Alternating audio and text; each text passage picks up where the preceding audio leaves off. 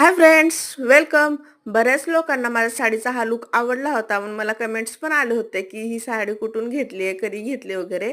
तर मी तुमचा जास्त वेळ घेत नाही, तुम्हाला सांगते मी साडी कधी घेतली आणि कुठून घेतली आहे ते. त्यासाठी आम्ही 13 एप्रिलला रात्रीच निघालो साडी घेण्यासाठी आणि ह्यांना पण ड्रेस घ्यायचा होता, कुर्ती वगैरे. तर त्यांच्यासाठी कुर्ती 1-2 दुकानमध्ये बघितली, आवडली ना. मग एका दुकानमध्ये आवडली पण ती लूज होती. मग घरी येऊन त्याला फिटिंग वगैरे करून घेतली आणि हे त्यांचा लुक आहे कुर्तीवरचा.